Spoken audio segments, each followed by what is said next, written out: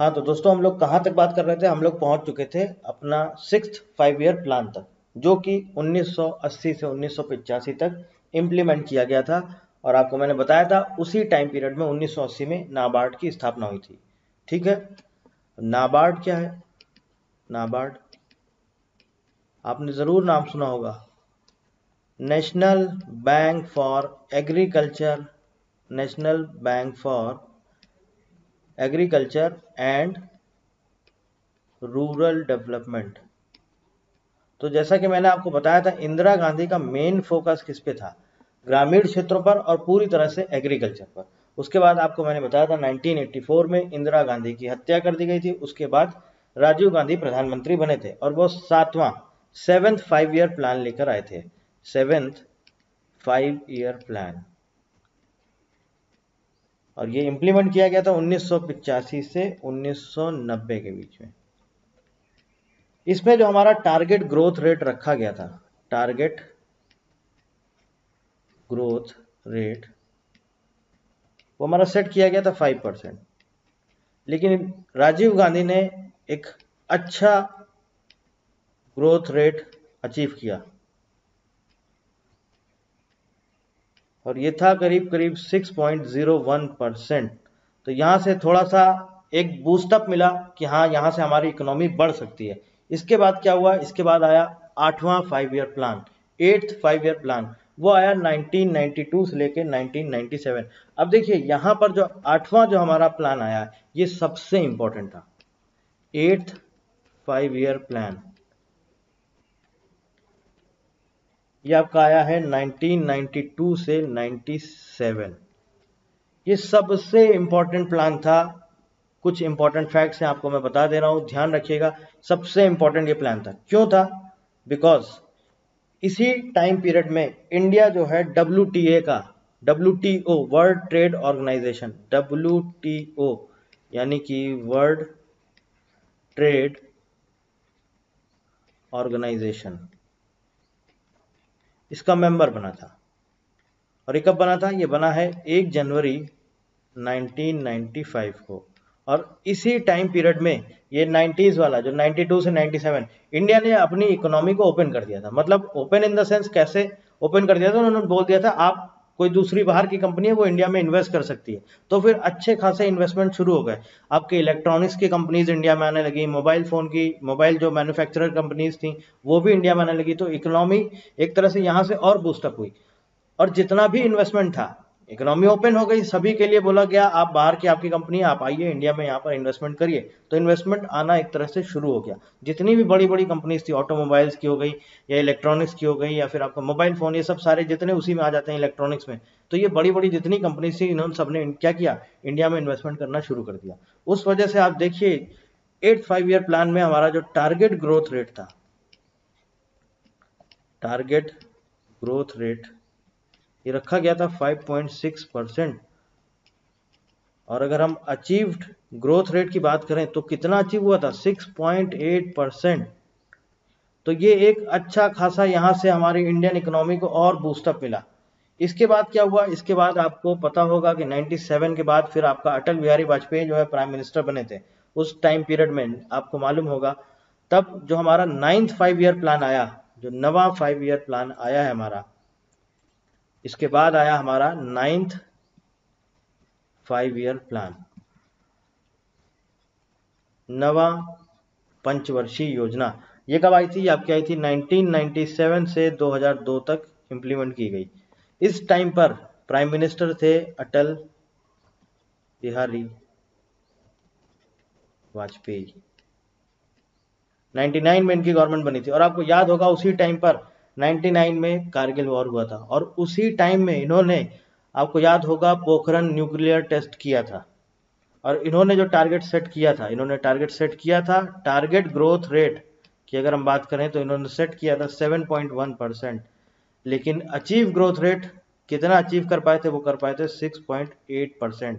कोई खास सक्सेसफुल नहीं रहा था, लेकिन ये भी नहीं बोल सकते हैं कि फेल्योर था, ऐसा नहीं था। मतलब एक तरह से एवरेज मान सकते हैं, अच्छा खासा ठीक ठीक, मतलब ओके ओके इन्होंने अचीव कर लिया था 6.8%। और इसके बाद क्या हुआ? इसके बाद आता है हमारा 10वां 5 year plan, 10th 5 year plan, 10वां 5 ईयर प्लान। अब ये कब से कब तक आया? ये आया आपका 2002 से 2007 तक। देखिए ये इतना डिटेल में इसलिए नहीं पढ़ा रहा हूँ बिकॉज डिटेल में आपका पूछा जाता है यूपीएससी वगैरह के एग्जाम्स में, पीएससी एग्जाम, यूपीएससी। आपके इस एग्जाम्स में मल्टीपल चॉइस क्वेश्चंस आते हैं, चाहे वो एसएससी का एग्जाम हो, एनटीपीसी का एग्जाम हो, डीएफसीसीआईएल का एग्जाम हो, और भी कोई भी एग्जाम हो जहां पर इकोनॉमिक्स पूछी जाती, सिर्फ मल्टीपल चॉइस क्वेश्चंस आते हैं। बस आपको पता होने चाहिए क्या फैक्ट्स है, क्या इंपॉर्टेंट चीजें हैं, क्या क्या इंपॉर्टेंट डेट्स हैं जो हमें याद करने वाली हैं, सिर्फ वही आपके एग्जाम में पूछा जाता है। तो इसलिए बहुत डिटेल में हमें नहीं पढ़ना है। 10वां 5 ईयर जब प्लान आया तो उसमें जो हमारी ग्रोथ रेट रखी गई, उसमें growth rate, target growth rate ये रखा गया 8%, टारगेट ग्रोथ रेट। और जो अचीव ग्रोथ रेट था ये कितना अचीव कर लिया गया था? ये कर लिया गया था 7.7%। और उस टाइम पर आपको मालूम होना चाहिए 2004 में कांग्रेस की गवर्नमेंट आ गई थी, मनमोहन सिंह प्राइम मिनिस्टर बन गए थे, और ये एक बहुत ही अच्छे इकोनॉमिस्ट थे।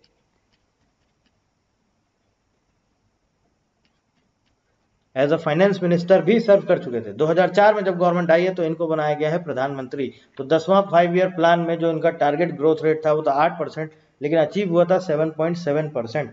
इसके बाद क्या हुआ? इसके बाद अर्थव्यवस्था में एक सबसे बुरा दौर आया, 11th 5 ईयर प्लान, जिसमें आया आपका रिसेशन, जिसे हम बोलते हैं मंदी। आपको पता होगा यूएस में आया रिसेशन, उसकी वजह से क्या हुआ? जितने भी यहाँ पर कंपनीज ने इन्वेस्टमेंट कर रखा था वो सब वापस होने लगे।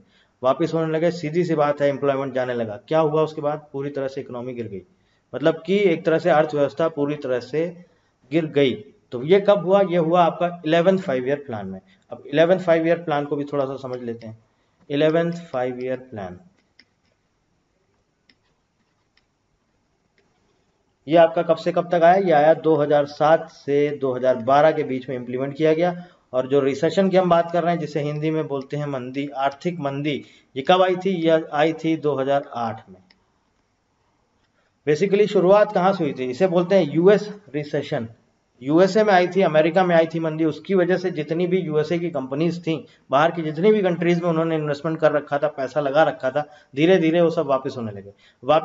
अब जब पैसा ही नहीं है तो फिर आपको पैसा, सैलरी कौन देगा?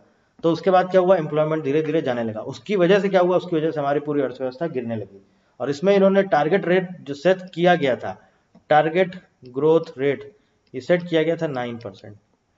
लेकिन इसके बाद भी करीब करीब 8% अचीव ग्रोथ रेट था। तो ये एक अच्छा खासा इन्होंने अचीव कर लिया था। ऐसा नहीं हुआ था कि पूरी तरह से बिल्कुल ही हमारी इकोनॉमी गिर गई, तो ठीक ठीक इन्होंने एक तरह से अचीव कर लिया था। और इसके बाद क्या हुआ? इसके बाद आया हमारा आखिरी 5 year plan, 12th 5 year plan, 12th 5 year plan. लेकिन ये किसी कारणवश पूरा नहीं हो सका। 12वीं पंचवर्षीय योजना कब आई? ये आपकी आई है 2012 से 2017 तक। क्यों नहीं पूरा हो पाया? क्योंकि 2014 में इसको डिसॉल्व कर दिया गया, मतलब कि एक तरह से इसको बंद कर दिया गया। और इसकी जगह पर किसकी घोषणा कर दी गई? नीति आयोग की, नीति आयोग। और इसमें जो हमारा टारगेट ग्रोथ रेट था, ये था हमारा 8%। पहले 9% रखा गया था, लेकिन उसको बाद में इन्होंने 8% कर दिया था।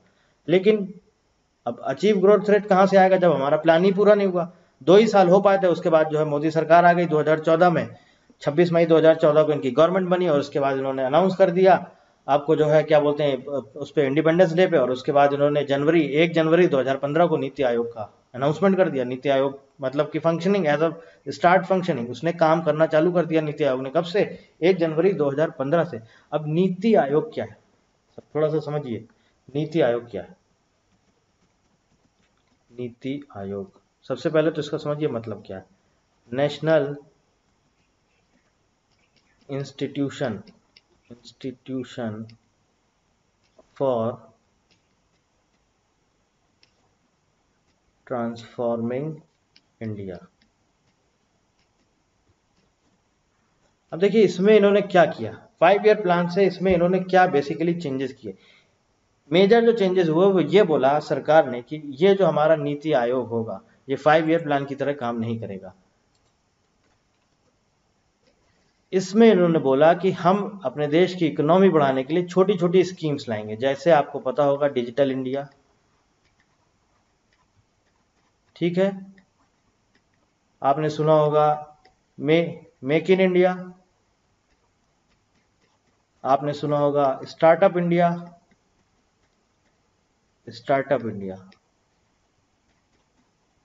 आपने सुना होगा अटल इनोवेशन मिशन। तो उन्होंने बोला कि हम ऐसे ही छोटी छोटी स्कीम्स के थ्रू अपने देश की इकोनॉमी बढ़ाएंगे। नीति आयोग का मेजर जो पर्पस था वो यही था कि हम 5 वर्षीय जो योजनाएं होती हैं, जो 5 साल का पूरा एक रोड मैप तैयार किया जाता है, हम वैसे नहीं काम करेंगे। हम अलग अलग सेक्टर्स में अलग अलग स्कीम्स लाएंगे और उसमें हम उन्हीं को बढ़ावा देंगे और उसी के थ्रू हम अपनी इकोनॉमी को बढ़ाएंगे। अब नीति आयोग में देखिए क्या है, नीति आयोग में अभी जो इन्होंने तैयार किया है ये 15 ईयर्स का रोड मैप तैयार किया है, 15 ईयर्स का रोड मैप। और जो इनकी स्ट्रेटजीज हैं, जो अभी जो प्लानिंग है, स्ट्रेटजीज हैं, वो सब इनकी हैं 7 ईयर्स के लिए। मतलब 7 ईयर्स तक ये अपनी प्लानिंग करेंगे, अपनी स्ट्रेटजीज जो भी हैं वो फॉलो करेंगे। उसके बाद देखते हैं क्या होता है। पूरा रोड मैप इनका रेडी है 15 साल के लिए, लेकिन अभी स्टार्टिंग में इन्होंने बोला कि हम सिर्फ 7 साल तक पूरी अपनी स्ट्रेटजीज देखेंगे, फॉलो करेंगे। प्लानिंग है उसको कैसे क्या करना है, उसको हम 7 साल तक कंटिन्यू रखेंगे। इसके बाद उसमें कुछ चेंजेस करने होंगे तो चेंजेस करेंगे, बाकी इनका रोड मैप पूरा तैयार है 15 साल के लिए। अभी नीति आयोग की एक चीज अच्छी है जो ये अनाउंस किया गया है, इसमें हमारे प्राइम मिनिस्टर ने एक खास चीज बोली थी। वो ये बोली थी कि इसमें कौन कौन मेंबर रहेगा, कौन कौन इसका एग्जीक्यूटिव रहेगा, कौन कौन गवर्निंग काउंसिल में रहेगा। तो इन्होंने सबको ऐड कर दिया। मतलब कि देखिए नीति आयोग में इन्होंने क्या किया, एक तो प्राइम मिनिस्टर हो गए, इसके अलावा सभी स्टेट्स के जितने भी स्टेट्स हैं बोला कि भैया इसके जो चीफ मिनिस्टर हैं हमको इनकी भी ज़रूरत पड़ेगी, इनसे भी हम कुछ सुझाव या सजेशन ले सकते हैं, इनसे भी कुछ आइडियाज़ ले सकते हैं। उसके बाद हमको और मदद मिलेगी अपने देश की इकोनॉमी को बढ़ाने में। तो इन्होंने नीति आयोग में इन सब को ऐड कर दिया। अब आप देख लीजिए यहाँ पर बहुत इंपॉर्टेंट चीज़ें लिखी हैं इसमें आपके सामने। पहली चीज़, नीति आयोग की स्थापना कब हुई, 1 जनवरी 2015। पहली मीटिंग नीति आयोग की कब हुई, 8 फरवरी 2015। नीति आयोग का अगर आपसे पूछ लिया जाए कि चेयरमैन कौन है, तो नीति आयोग का चेयरमैन होता है प्राइम मिनिस्टर। और अभी इस टाइम पर कौन है, नरेंद्र मोदी, ठीक है, नीति आयोग के चेयरमैन। नीति आयोग का हेडक्वार्टर कहाँ पर है, न्यू दिल्ली में। अब चेयरमैन तो होगा ये नीति आयोग के, उसके अलावा एक और इंपॉर्टेंट चीज है सीईओ। नीति आयोग का चीफ एग्जीक्यूटिव ऑफिसर कौन है, सीईओ कौन है, अमिताभ कांत, ठीक है। अब इसके अलावा इसमें और कौन कौन है, वाइस चेयरपर्सन है mister Rajiv Kumar. Ex officio members कौन कौन से हैं, हमारे सारे यूनियन मिनिस्टर हैं, अमित शाह, राजनाथ सिंह, निर्मला सीतारमण और नरेंद्र सिंह तोमर। इसके अलावा स्पेशल इन्वाइटीज कौन कौन है, नितिन गडकरी, ये भी सब हमारे यूनियन मिनिस्टर हैं, Piyush Goyal, Thawarchand Gehlot, Rao Inderjit Singh. Full time members कौन कौन हैं, डीआरडीओ के चीफ रह चुके हैं ये मिस्टर वीके सारस्वत, रमेश चंद और डॉक्टर विनोद पॉल। इसके बाद आता है हमारा गवर्निंग काउंसिल। इसमें इन्होंने सारे चीफ मिनिस्टर्स को भी रखा है, all chief ministers of states and Delhi and Pondicherry, lieutenant governor of Andaman and Nicobar and special invitees. मतलब कि सारे चीफ मिनिस्टर इन्होंने इसमें ऐड कर दिए हैं। मतलब कि बोला गया है नीति आयोग में कुछ भी आगे काम करना होगा हमारे देश की इकोनॉमी को बढ़ाने के लिए, तो हम आप सभी लोगों से सजेशंस या आइडियाज आपसे हम ले सकते हैं। तो ये था हमारा पूरा 5 ईयर प्लान, इकोनॉमिक प्लानिंग। एक तरह से पूरी इकोनॉमिक प्लानिंग कब से शुरुआत हुई और कब उसका एक तरह से एंड हुआ। 12 5 ईयर प्लान आए, 12 पंचवर्षीय योजनाएं आई। 2014 में उसको बंद कर दिया गया। उसके बाद घोषणा कर दी गई नीति आयोग की। अब अगर इसी से मैं देखूं, अगर आप ये जो मैंने आपको पूरा अभी तक डिस्कस किया है, इसी में से आपके बहुत सारे एमसीक्यूज बन सकते हैं, बहुत सारे क्वेश्चन बन सकते हैं। अगर आप सिर्फ एक नीति आयोग उठा लें तो आपको इसी से ही बहुत सारे क्वेश्चन बन जाएंगे। जैसे सबसे पहला क्वेश्चन, नीति आयोग की स्थापना कब हुई, पता होना चाहिए आपको, 1 जनवरी 2015 को। नीति आयोग का चेयरमैन कौन है, पता होना चाहिए, प्राइम मिनिस्टर नरेंद्र मोदी। नीति आयोग का हेडक्वार्टर्स कहां पर है, न्यू दिल्ली में। नीति आयोग का सीईओ यानी कि चीफ एग्जीक्यूटिव ऑफिसर कौन है, अमिताभ कांत। नीति आयोग का फुल फॉर्म क्या है, एब्रिविएशन जो अभी मैंने आपको यहाँ पर थोड़ी देर पहले दिखाया है, national institution for transforming India. तो ऐसे ही आप देखिए, एक छोटा सा टॉपिक है नीति आयोग, लेकिन इससे कितने सारे क्वेश्चन बन जाते हैं। इसलिए मैं आपसे बोलता हूं कि आपको कुछ भी छोड़ना नहीं है, सब आपको पढ़ के चलना है। बहुत सारे ऐसे एमसीक्यूज बन जाते हैं एक एक टॉपिक से। अब अगर आप पूरा देखें, जब से इकोनॉमिक प्लानिंग की हमारी शुरुआत हुई है तब से लेके एंड तक पता नहीं कितने क्वेश्चंस बन सकते हैं। और ये इसीलिए बोलता हूं, आपने अगर ध्यान से थ्योरी पढ़ी हुई है, आपने क्वेश्चन नहीं भी किए प्रैक्टिस, आपने एमसीक्यूज प्रैक्टिस नहीं भी किए, लेकिन अगर थ्योरी आपने बहुत अच्छे से पढ़ी है, बेसिक्स आपके एकदम क्लियर हैं, तो मैं आपको गारंटी दे सकता हूं आप एमसीक्यूज भी बहुत जल्दी सॉल्व कर सकते हो। कोई जरूरी नहीं है आपको एमसीक्यू सॉल्व करने की, अगर आपको थ्योरी अच्छे से आती है। कुछ भी पूछ लिया जाए, कहीं से भी पूछ लिया जाए, आप आंसर कर दोगे। तो यहां तक जो कुछ भी हुआ है इसको रिवाइज करिए, इसके बाद फिर हम लोग आगे चलेंगे। इकोनॉमिक प्लानिंग वाला पूरा चैप्टर द एंड, ठीक है? इसको रिवाइज करिए, इसके बाद हम लोग आगे चलेंगे।